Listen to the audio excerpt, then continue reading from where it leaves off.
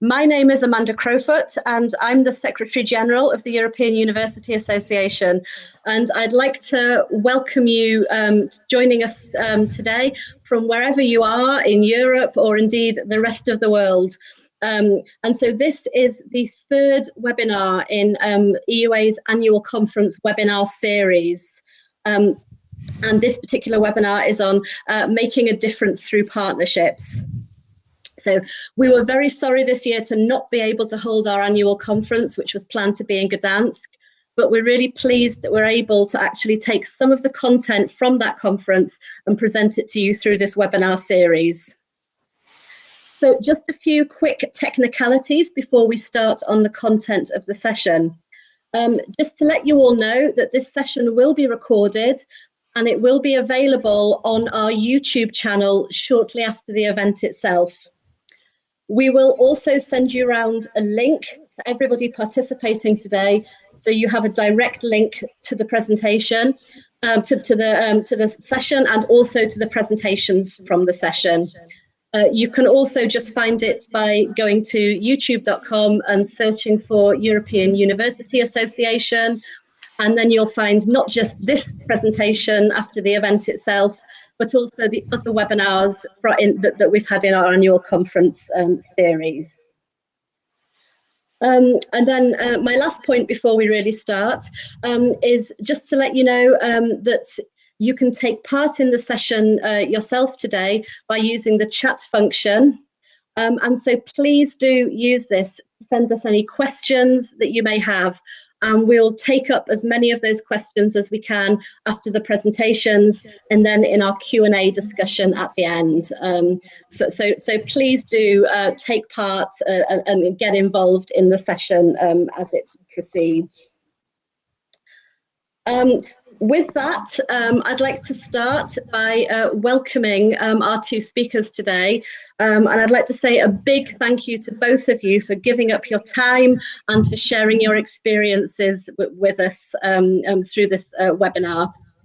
So two speakers. Our first one is Douglas Halliday, who is from Durham University in the United Kingdom and is chair of the EUA Energy and Environment Platform. And Douglas will be talking about designing university programs to support the European Green Deal and the Sustainable Development Goals. And after that, we will have our second speaker, who is Koen, who is Secretary General of the Flemish Interuniversity Council in Belgium. And Koen will be talking about an innovative tool that has been developed for assessing the human rights impact of national and international academic partnerships. So two very different and hopefully very interesting presentations that we'll hear this afternoon. So I would like to start by inviting Douglas to give his presentation. So Douglas, the EUA Energy and Environment Platform has been developing resources and developing networks to support universities in these areas. And so we'd be really interested to hear exactly what you've been doing. So I'll hand over to you. Thank you very much, Amanda. And I should say good morning, good afternoon, or good evening to our delegates, depending on where you are. It's a real privilege to have such a diverse international audience to come and hear about the work that we have been doing. And it's also a real pleasure to be here representing both my university, Durham University in the UK, and also the EUA Energy and Environment Platform. So for those of you who've got questions about the EUA Energy and Environment Platform, I will be talking a little bit about that during my presentation. And of course, you can see links to various web-based resources as I go through my presentation.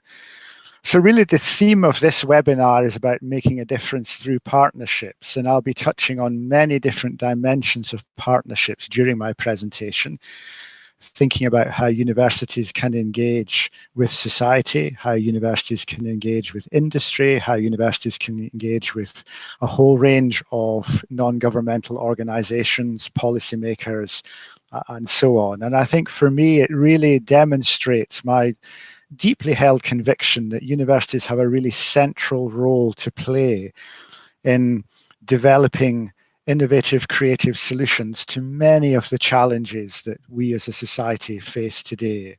And I think recent events with our pandemic have demonstrated that very clearly.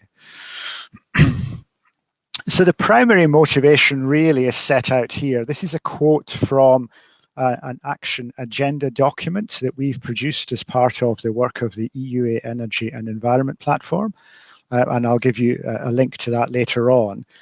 But when you think about what is a global challenge, and we have a very vivid example of that that's constraining pretty much all of our lives at the moment, and you then ask yourself, what sort of skills, what sort of expertise, what sort of knowledge do people need to be able to effectively solve these global challenges? And the other dimension of my presentation is really thinking about the new flagship policy of the European Union, this new European Green Deal. What exactly does that mean? And how will you achieve that? What sort of individuals do you need to train? Do you prepare? Do you need to inspire? And do you need to ensure that there are sufficient numbers of them with the breadth of expertise? So these are all the real underpinning questions that are in my mind as we go through this presentation today. So you can see there that it says requires new cross-disciplinary approaches, integrating different energy technologies, energy systems, energy economies and markets, and importantly, embracing new regulatory frameworks and understanding consumer behavior and societal and cultural dimensions.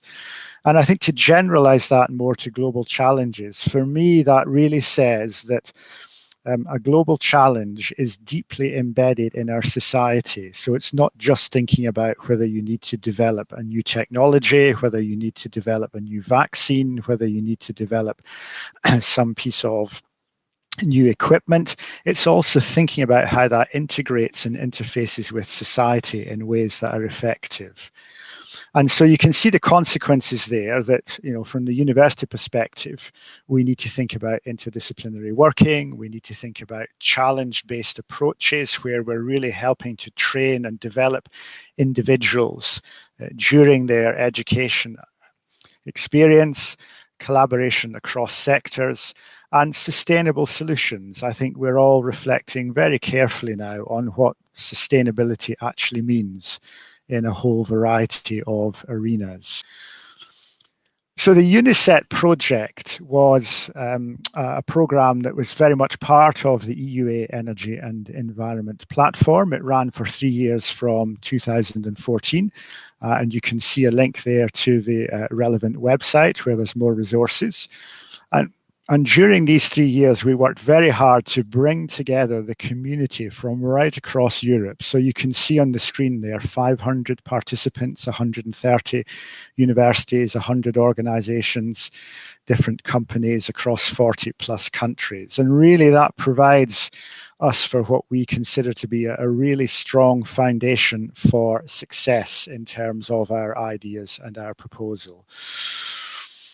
So there are many more details available about all of this work and initiative on the EUA Energy and Environment website. I'm afraid it's a little small, but I'd like to draw to your attention there the news item at the top right of the website, which talks about a new Erasmus Mundus joint master's degree program. And that was an initiative that came out based off the thinking of some of the UNICET partners in the EUA Energy and Environment Platform. And you'll be able to find a lot more information about that on the web. But it's essentially a collaboration between the University of Lorraine in France, the Royal Institute of Technology, Stockholm, Polytechnic Catalonia, Spain, and the Polytechnic Institute of Torino in Italy. So we're beginning to see these ideas that we've been working on come to fruition in terms of seeing new programs emerge and develop. And I would recommend you take a look at that if you're interested. Also, just to alert you to the fact that on the website, the main outputs of our work are available in terms of a roadmap, in terms of the action agenda, which I will talk about shortly. There's also an atlas of energy education, where you can look and see what sort of programs are on offer across Europe, an employer survey, and some inputs into the European Union Strategic Energy Technology Plan. I should say the Atlas is a few years out of date now and does need some updating, but nevertheless, it's still a very valuable resource. So thinking about universities and global challenges, I think the challenge, sorry for the pun, the challenge for universities is how they can adapt and realign their approach to education and training so that it effectively maps onto global challenges. So for my own university in the United Kingdom, Durham University, you can see there a list of our academic schools and departments. We're a full subject university, quite a traditional university in our outlook. And we came to realize that we needed to think about how we could encourage opportunities for colleagues from different disciplines to really interact together, to begin to formulate a much more comprehensive academic response. And you can see there that I've put in the well-known logo for the UN Sustainable Development Goals, and they are very much at the minds of society. So whilst academics at universities might think about anthropology or education or geography or theology, people in the wider world are thinking very much more about poverty, about hunger, about disease, about energy, climate action. And so that raises a really interesting question about what is the role of universities. We are primarily sources of new knowledge and understanding, but we should also, I think, be advocates for societal development, partnership with society, if you like. So aligning with the aims of global challenges requires universities to think about new structures, new approaches, and really thinking about working across traditional academic boundaries. And that's very much the thinking that has gone into our action agenda. So here it is, the action agenda. I have a copy here with me, which never goes far away from me, but I would encourage you to download that and to take a look at it. There is a lot of detail in there that it's not possible to go through in this presentation. And obviously this is focused very much on the energy and environment arena, but we do believe that this really offers a template for thinking about mapping onto other global challenges. So, I would encourage you to think about that. So as I've said, it has input from many experts right across Europe. It's thinking about how we can have new innovative approaches to learning and teaching. It's thinking about the skills gap, thinking not just about what knowledge and information people might require from their university experience, but also what skills, what expertise might they have. And the action agenda also gives very specific examples in a number of key areas of related energy technologies. You can see there efficiency, smart grids, and integration of renewables. So broadly speaking, these are the sort of key issues for universities, thinking about how you upgrade and innovate your programs, thinking about how do you collaborate, thinking about updated learning and teaching methods, thinking about a much more student-centered, experiential, proactive learning environment for students, thinking about how do you break down disciplinary barriers? How does, for example, at my university, you might find an anthropologist and a physicist or an engineer and a geographer having a conversation about energy and energy technology. How do you enable that? How do you facilitate that? And of course, that requires new interdisciplinary working. And of course, it is that interdisciplinary working that really gives you the richness of the perspective from different disciplines. So the main recommendations in our report are that skills and knowledge development need to go hand in hand. It's an encouragement and an exhortation to think about new learning approaches. It really challenges us to think about the role of the educator. What is my role as a member of academic staff? How do I enable the students to achieve the vision we have here? It talks quite a lot about institutional support for interdisciplinary education and research. So those of you who are responsible for university faculties or departments or structures might be interested in some of our thinking in that area. We have a model in the action agenda, which is the sort of the T-shaped model. So that's talking about the breadth and the depth. Obviously, at the core of every master's and doctoral program is the specialization, and that clearly must remain. But the issue about the breadth gives the richness and the contextualization that really helps the translation of that skills and knowledge into an effective impact on society. Obviously, lifelong learning is very important. You know, our vision is it's not just about equipping people at the start of your career, but it's about how you can re-equip and repurpose people's skills at certain key points during their career as they develop as professionals. Obviously, digital opportunities are very much in our minds in the current situation as well.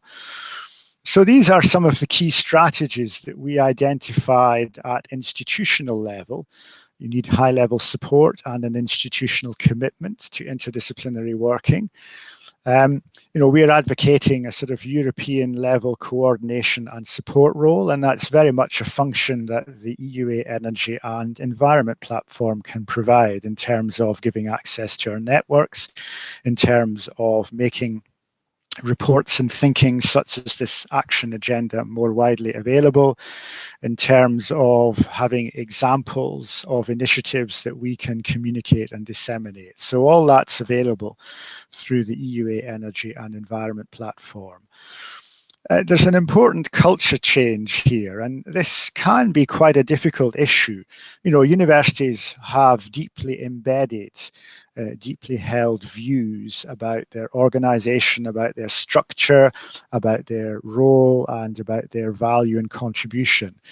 And of course, if you are thinking about how you actually create an interdisciplinary program that works across traditional structures, there is a real challenge there in terms of how you bring together individuals, about that sense of openness, about that sense of commitment, about that sense of respecting the views and opinions of staff from a whole range of different disciplines.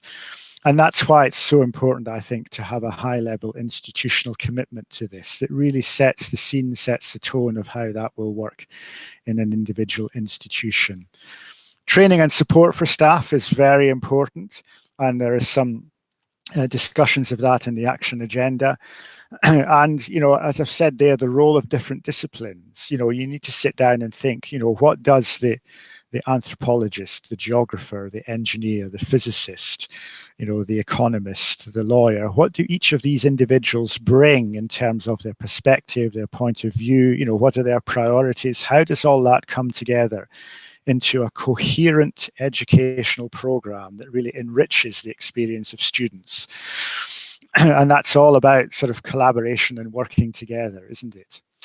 So, you know, it's important to think about the coherence of the program, because it would be very easy to add lots of things together and end up with this quite, you know, extensive program. But it really needs to have a number of key ideas, key thematic purposes that really stand out, so that people can understand what it is you're trying to do, why you're trying to do it. And that will then, of course, enable them to engage with it.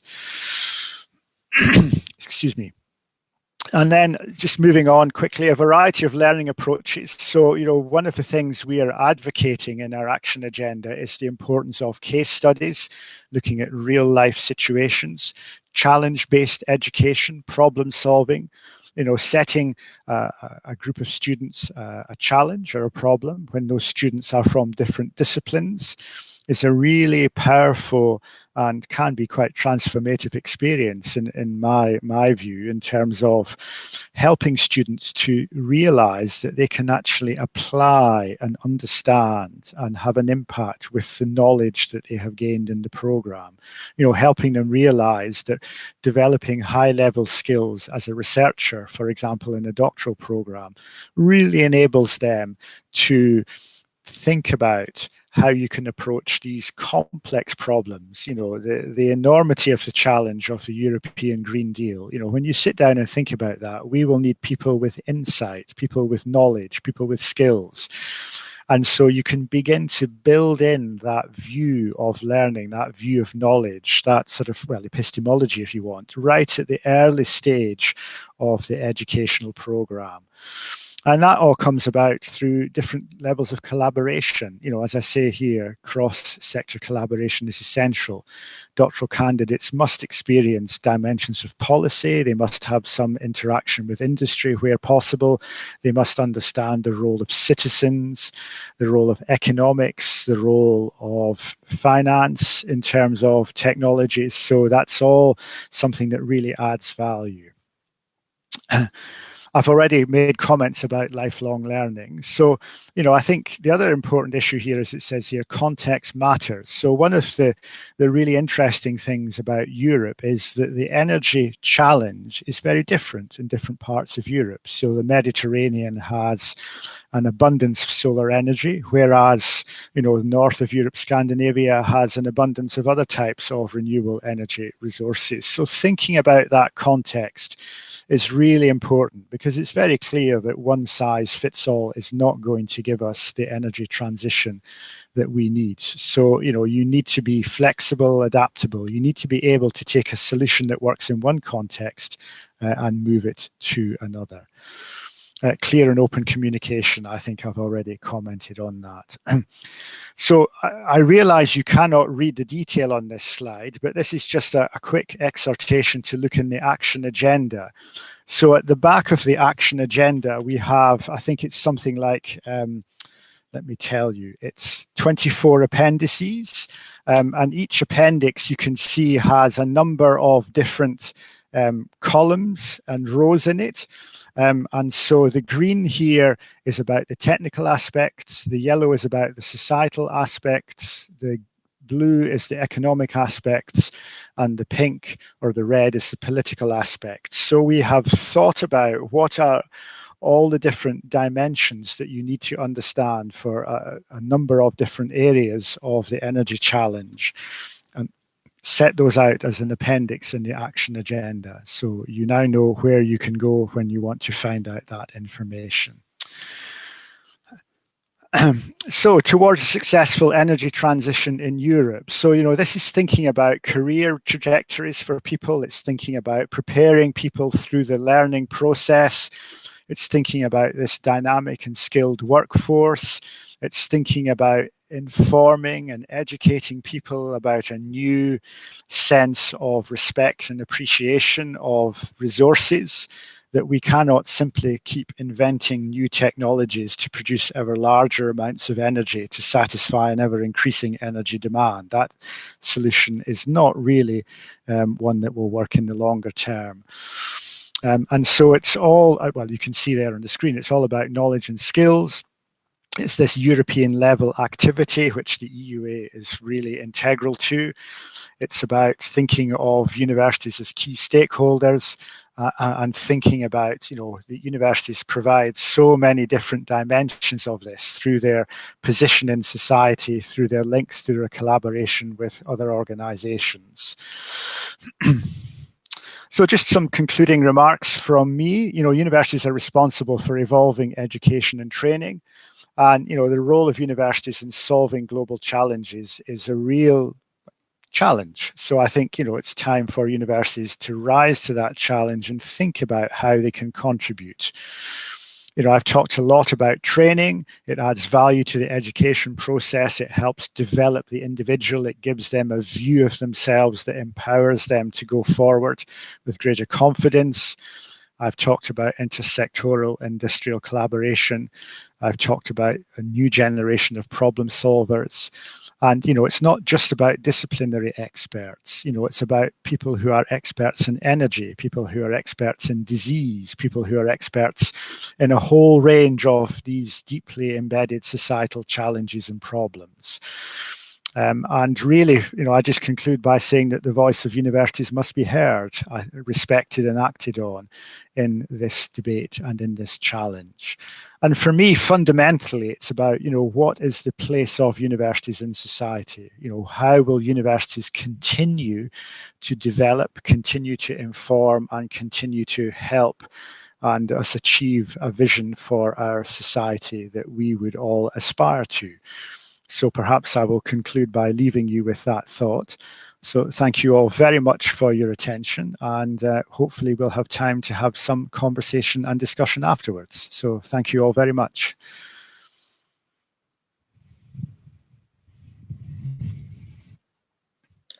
Thank you very much indeed, Douglas. That really, really interesting and useful. We will come back and have more discussion later in the session, but just for now, I'd like to ask you a very specific question that somebody's raised through the chat, which is about the what you were saying about interdisciplinarity within the work. And the question is, to what extent have you got examples of things like conversations between environmentalists and, say, contemporary literature specialists? So what's the extent of the interdisciplinarity that's been involved? Well, I mean, I can answer that primarily from the perspective of and my experience of my own institution. So I think it begins by having people who have an interest and a commitment to work in a particular challenge area, such as energy. So at my university, we have an Energy Institute, which is a cross-university institute, and it brings together individuals from physical sciences, life sciences, engineering, anthropologists, geographers, and people from our Department of Modern Languages and Cultures. And also someone from our history department. So, you know, to touch on some of the issues in your question, you know, I think if you look in terms of cultural and artistic development of society, a lot of it has been influenced by energy. So one of our historians will give a talk about how the structure of houses and the historical development of housing in the UK is determined ostensibly by the source of energy. So in the very early days, it was all about a single fire, a source of heat, and that sort of developed the communities, and then it extended. And you now look where we have things like central heating systems or heat networks or air conditioning. So the structure of our houses and the way we live is influenced by energy.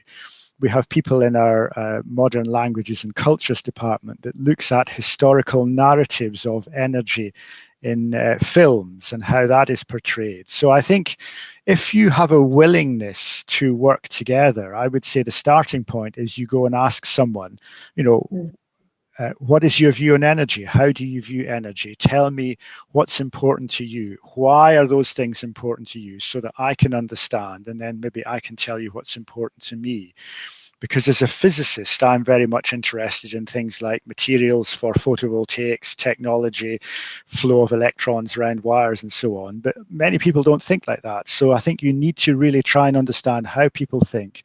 And it starts with a conversation, and then it starts with a dialogue, and then it moves on where you take those dialogues and you can then synthesize those into a much more sophisticated question that allows you to work together on the challenge. Great, thank you very much indeed. Thank you. I think we'll come back. Well, we do have some more questions, but we'll come back to those, I think, in discussion at the end. So what I'd like to do now is to move on to our second presentation of the session.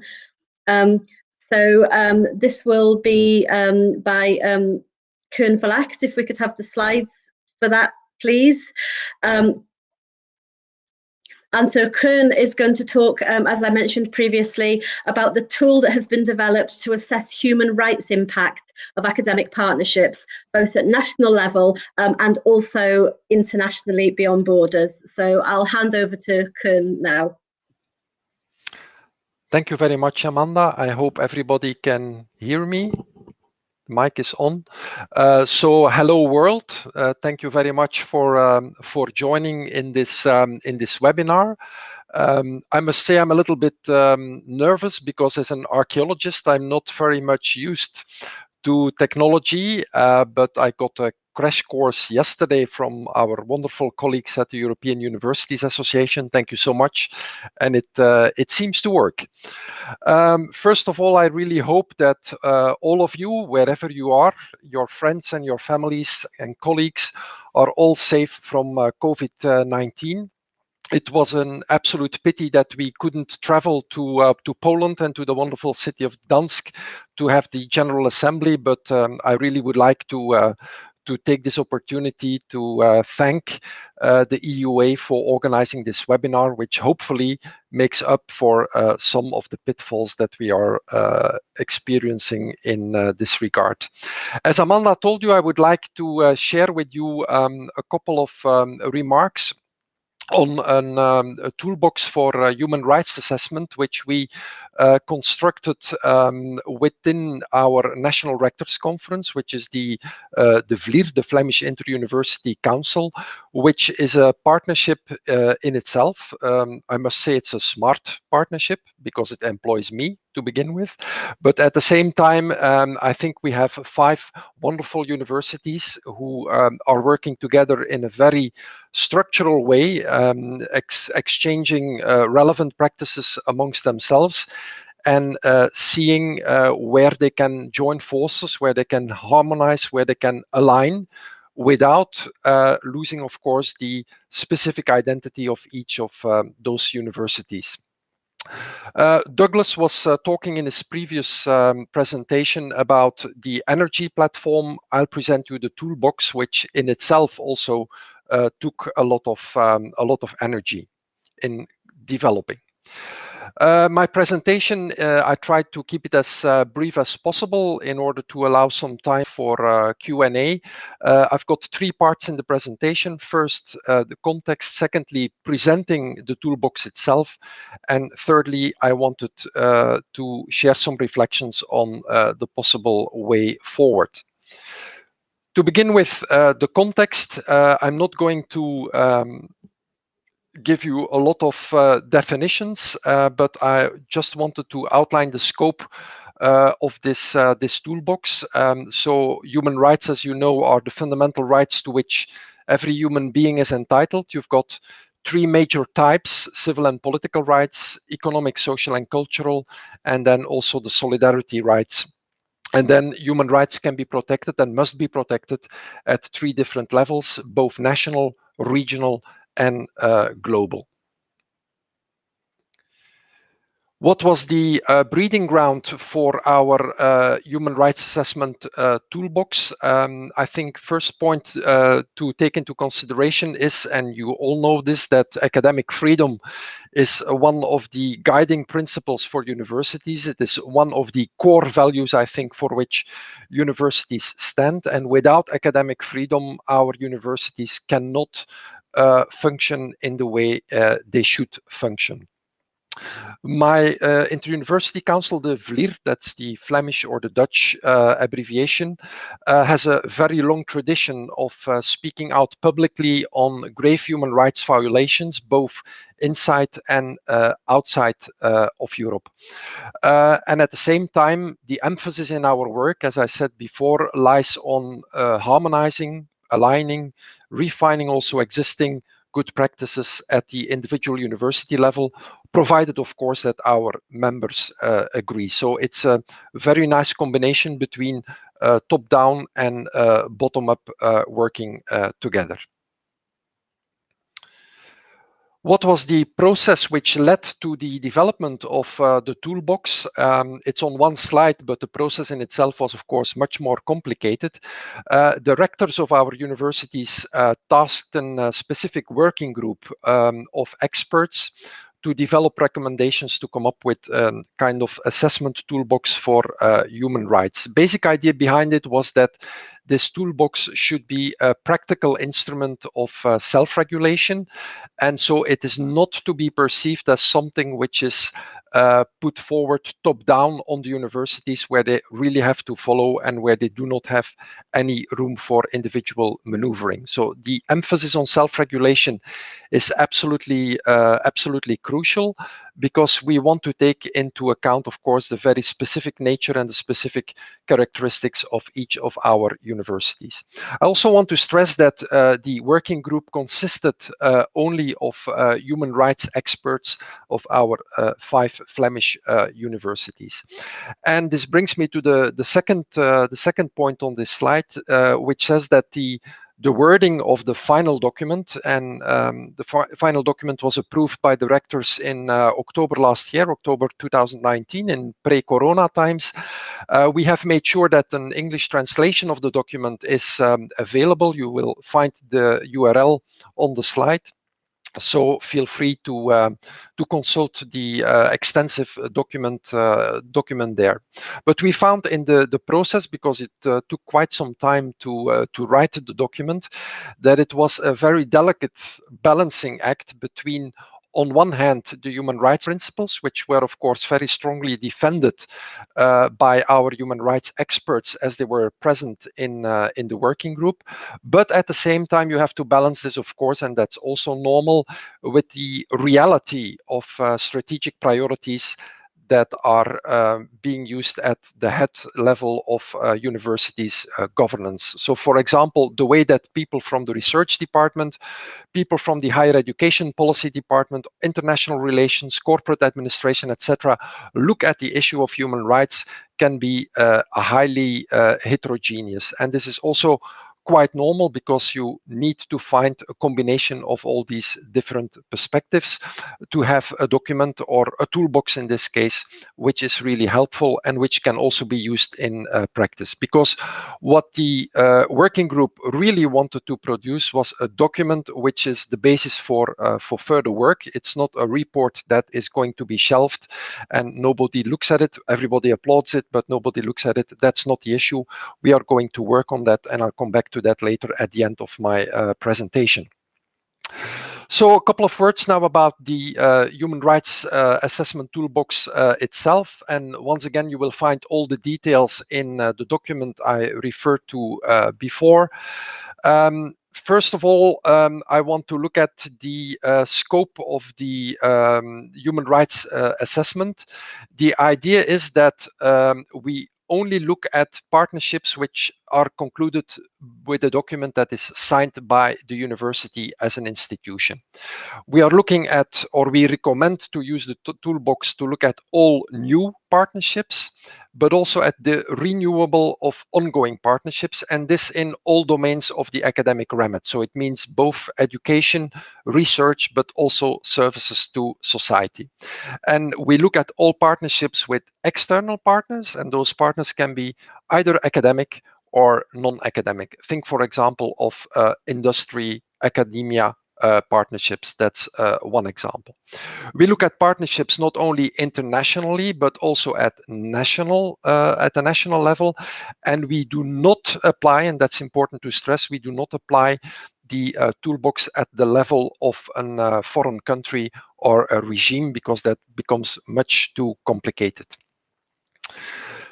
What aspects of the cooperation are subject to the human rights assessment system?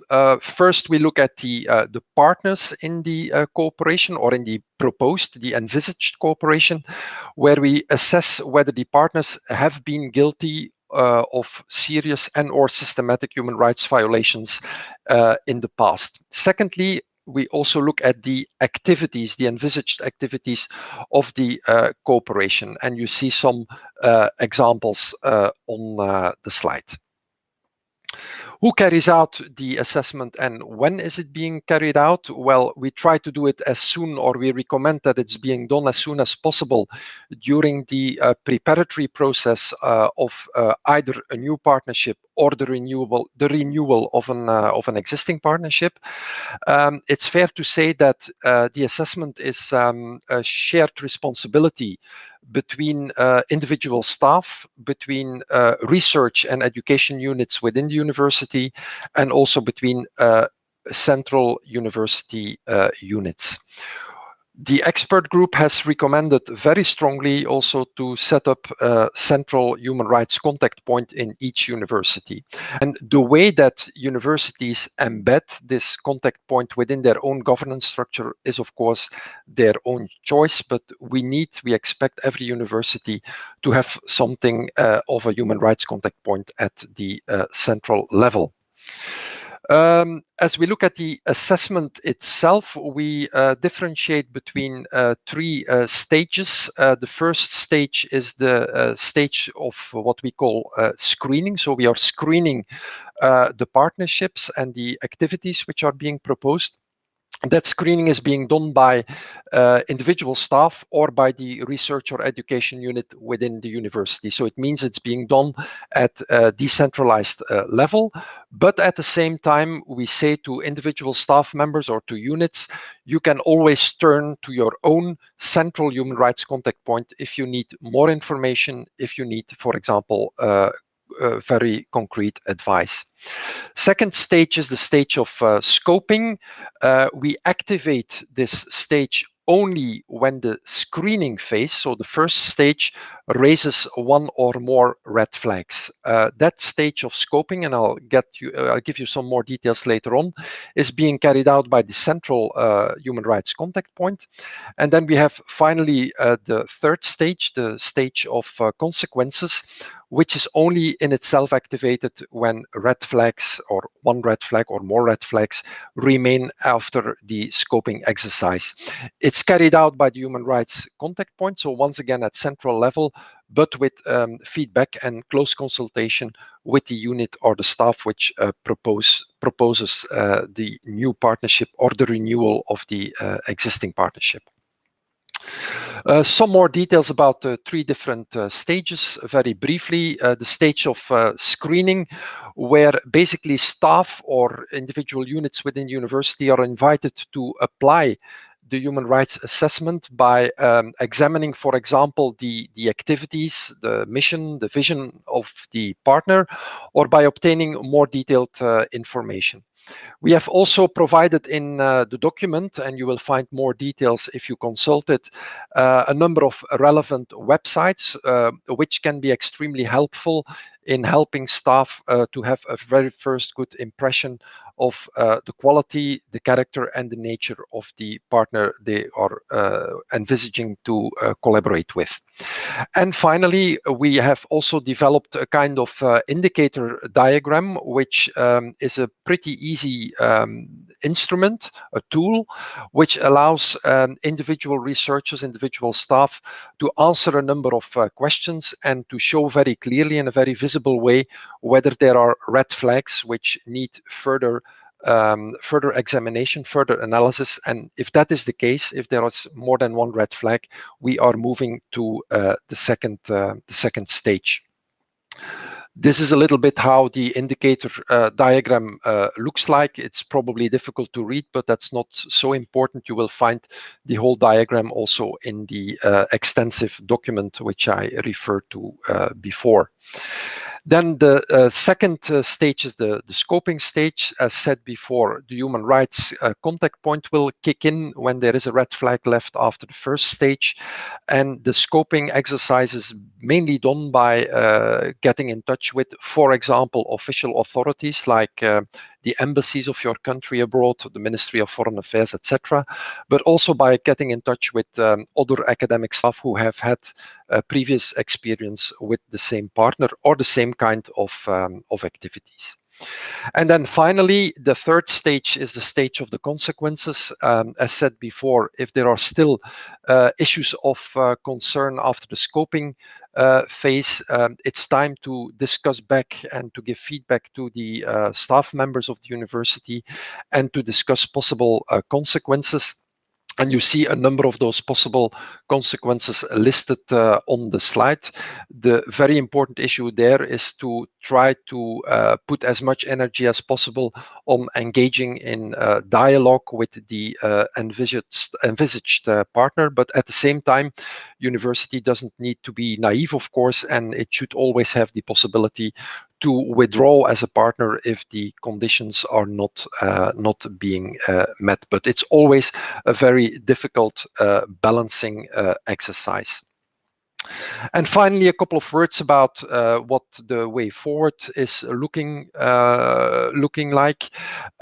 All our 5 universities have been asked to implement the recommendations which have been written down in the document by the working group by the end of 2020. We will evaluate the level of implementation at the level of our Flemish Interuniversity Council, our National Rectors Conference, and on the basis of that we will see also whether we should establish, for example, a more permanent human rights working group within the Flemish Interuniversity Council. We will also have a look whether it's necessary to refine the document. The reason why we opted to share this tool with all of you, and the reason behind the planned presentation at the Gdansk General Assembly, was that basically we want to share this toolbox with all interested universities. At the same time, we also would like to invite our, if I can call it, our mother organization, the EUA, the Voice of European Universities, to think together with us, and with us I mean with individual universities, but also with national rectors conferences, to think about ways forward that we could, for example, share strategic intelligence on human rights issues between the EUA and its members, whether this is individual members or national rectors conferences. Both of those groups are important.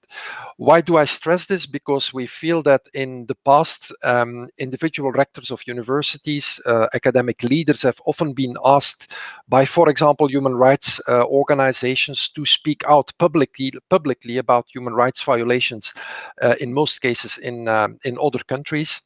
And we've also seen that it's often pretty difficult to speak out publicly, because if you speak out publicly, you will easily enter up into diplomatic problems. You're creating diplomatic problems, or you run the risk of creating diplomatic problems. And I think there is an absolute way forward there to join forces. And we really think that the EUA, as our umbrella organization, could there play a very important role. So this is basically what I wanted to say, sharing the toolbox with you, looking very much forward to your comments, and at the same time also inviting all of you, together of course with our colleagues at the EUA Secretariat in Brussels, to think further about the way forward. So thank you very much for your attention. Thank you very much indeed, Koen. I have a couple, again, of very specific questions about your presentation before we move on to a wider discussion. So one question is, how long exactly is an assessment valid for? How long is it? Yeah, that's typically one of the questions which we are going to learn more about when the evaluation is going to take place. That's one thing. But I think that every time that that's the basic philosophy behind the toolbox. Every time that a partnership is going to be prepared, or an existing partnership is going to be renewed, this is exactly the moment where the assessment should be applied. And for example, that will all depend on the duration of the cooperation, of course. Okay, great. And also another question about the extent to which does this framework in any way relate to human rights issues around students, or is it simply around kind of collaborative projects? It is touching upon the whole scope. So as I said before, it's the whole remit of academic activities. So it's not only about, for example, the impact on research staff, but also on the impact on students, but also, for example, administrative and technical personnel that works in a university context, and that can be also the victims, or who can also be the victims of human rights violations. So it's the whole spectrum that we are trying to follow. Super. And another very quick question before we move on, which is somebody asks, have you looked to possibly use this kind of framework for other issues beyond human rights? So, for example, things like research ethics or academic freedom. Do you envisage it something that could be expanded for other areas? We think it can be expanded for our universities, and I think this is the case for all universities across the world. The ethical dimension of our work is extremely important. So we have been investing a lot of effort, for example, in drawing a brochure to guide researchers to deal with dual use research. So research which can be used both for civilian and military purposes. So this is also a document which is freely available on our website as well, where we have been active, and I'm pretty sure that the methodology can also be used in other fields. However, the important thing is that we should absolutely avoid that initiatives in this regard should lead to extra administrative burden within the universities, because this is one of the aspects which always comes up in discussions, and I fully understand that this point is being made by university officials, because they already have to cope with a whole list of requirements which they have to follow. For example, our university council is also very much involved in the Nagoya Protocol, which is an extremely it's kind of nightmarish for an individual researcher to find his or her way in the Nagoya Protocol. But there we have also said, let's join forces, let's help guide our researchers in this regard. And it's always coming up on top of the daily business. Same thing with GDPR, for example. But that's another topic. Okay, great. Thank you so much for answering those. I can see from the chat that there's a lot of interest in both of the presentations, and so I'm sure a lot of people will be following up with looking at the further information. But I'd like to bring Douglas back now for the last 10 minutes or so of our session, if I may.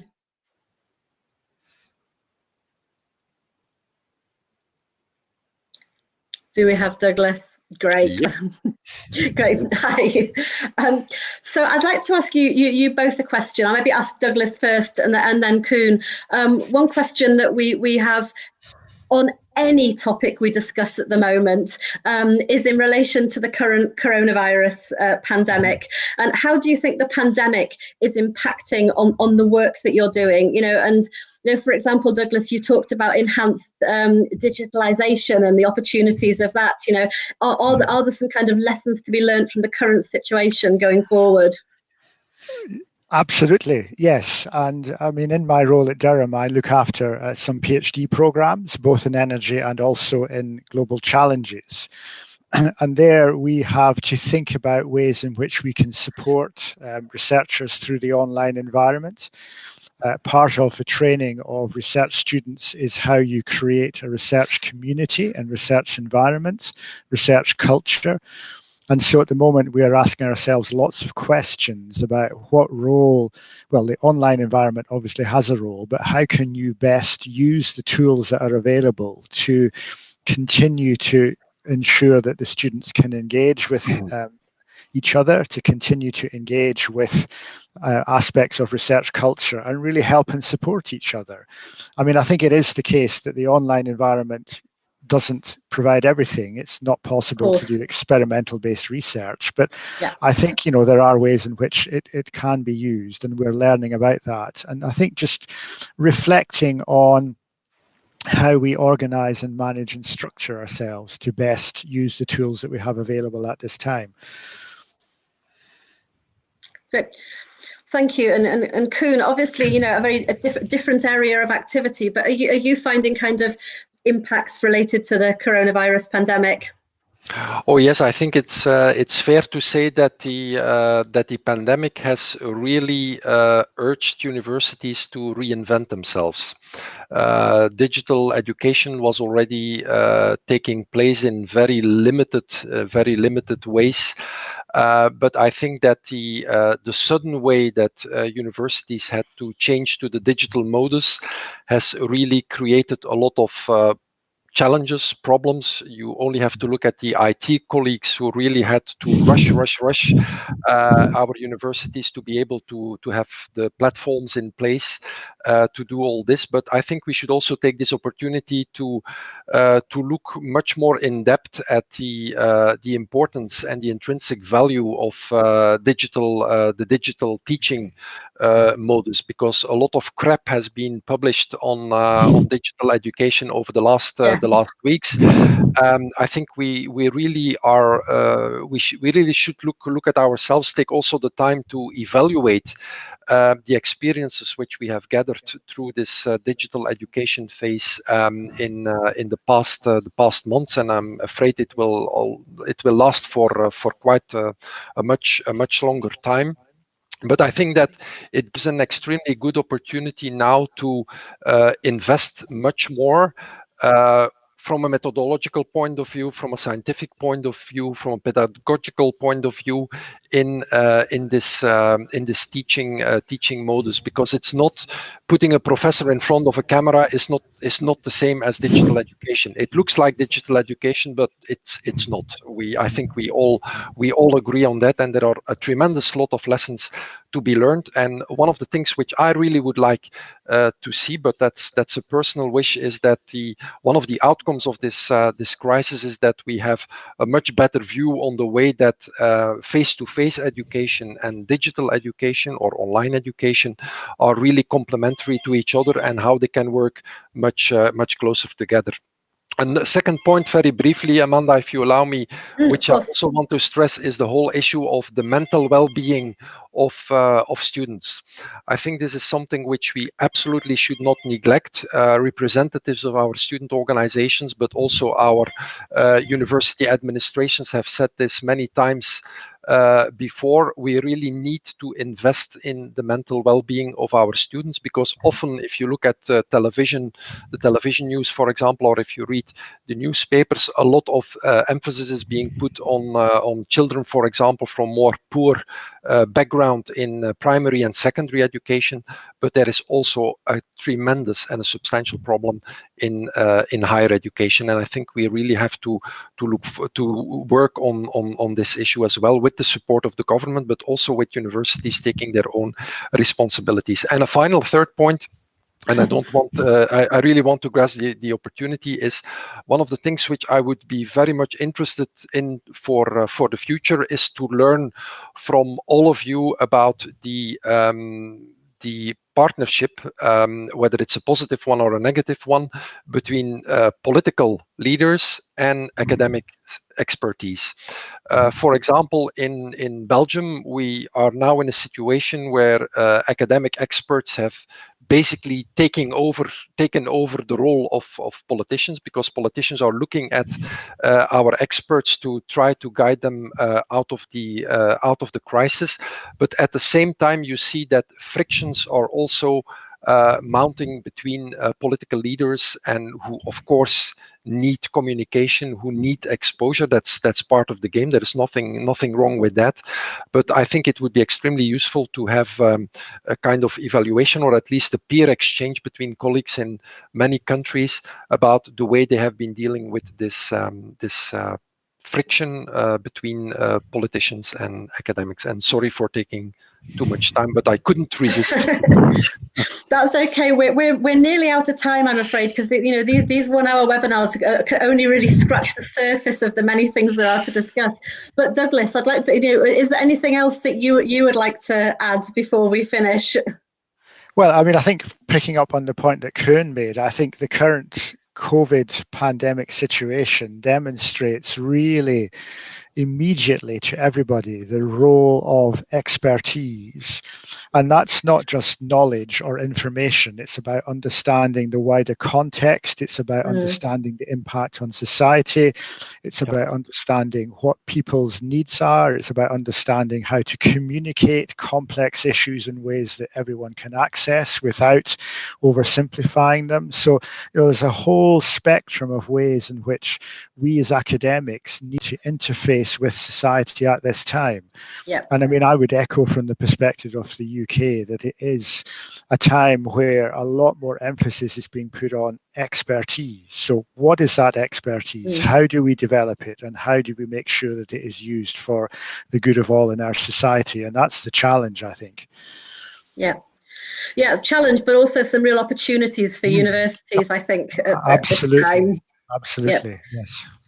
with that, thank you both very, very much indeed. I'm so sorry we don't have time for more discussion, but I'd like to thank you very, very much for both your really stimulating presentations and your answers in the discussion, and for your time today. And just before we finish, I'd like to thank everybody for joining us today, again, wherever you may be.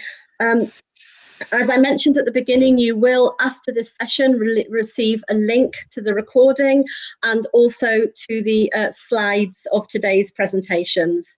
And you can also, on YouTube, as I mentioned, access all our other webinars as well. This is, as I said, the last webinar in our annual conference series, but we do have more webinar series coming up on other topics. So, for example, between the 18th and the 20th of May, we will have a series of workshops on academic career assessment in the transition to open science. So I hope many of you will be able to join us for those or for subsequent events that we will be holding. So again, thank you very much indeed. See you again in the future.